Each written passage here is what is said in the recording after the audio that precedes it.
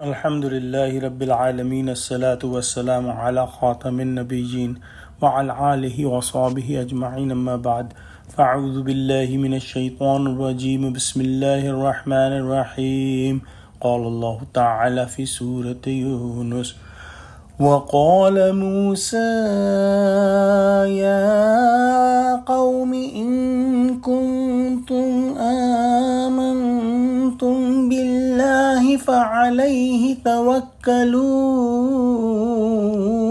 إن كنتم مسلمين۔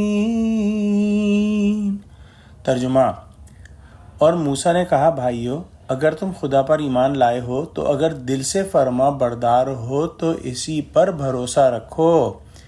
اگلی آیت میں ارشاد ہوا، فَقَالُوا عَلَى اللَّهِ تَوَكَّلْنَا رَبَّنَا لَا تَجْعَلْنَا فِتْنَةً لِلْقَوْمِ الظَّالِمِينَ۔ تو وہ بولے کہ ہم خدا ہی پر بھروسہ رکھتے ہیں، اے ہمارے پروردگار، ہم کو ظالم لوگوں کے ہاتھ سے آزمائش میں نہ ڈال۔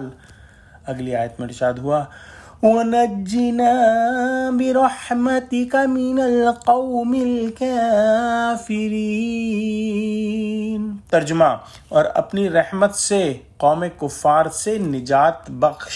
جو لوگ موسیٰ علیہ السلام پر ایمان لائے تھے، موسیٰ علیہ السلام نے ان کو تسلی دی کہ گھبرانے اور خوف کھانے کی ضرورت نہیں۔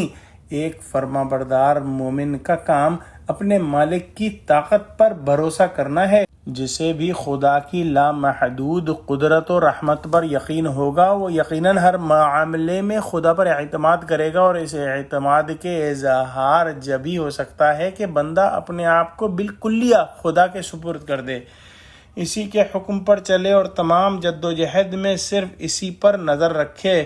موسیٰ علیہ السلام کی نصیحت پر انہوں نے اخلاص کا اظہار کیا کہ بے شک ہمارا بھروسہ صرف خالص اللہ پر ہے، اسی سے دعا کرتے ہیں کہ ہم کو ان ظالموں کا تختہ مشق نہ بنائے، اس طرح کہ یہ ہم پر اپنے زور و طاقت سے ظلم ڈھاتے رہیں اور ہم ان کا کچھ نہ بگاڑ سکیں۔ ایسی صورت میں ہمارا دین بھی خطرے میں ہے، اور ان ظالموں یا دوسرے دیکھنے والوں کو یہ ڈینگ مارنے کا موقع ملے گا کہ اگر ہم حق پر نہ ہوتے تو تم پر ایسا تسلط و تفوق کیوں حاصل ہوتا، اور تم اس قدر پست و ذلیل کیوں ہوتے۔ یہ خیال ان گمراہوں کو اور زیادہ گمراہ کر دے گا، گویا ایک حیثیت سے ہمارا وجود ان کے لیے فتنہ بن جائے گا کہ ہم کو جو ہے مشکل میں، پریشانی میں اور پٹتے ہوئے دیکھیں گے تو گناہگار اور زیادہ سرکش ہوں گے، اور ان کے دل میں یہ خیال آئے گا کہ ہم ہی اصل حق پر ہیں۔ اور آخری آیت کے اندر جو ہے ایک اور بہت پیاری دعا ہے کہ ہم کو اے اللہ ان کی غلامی اور محکومی سے نجات دے اور ہم کو دولت آزادی سے مالا مال فرما۔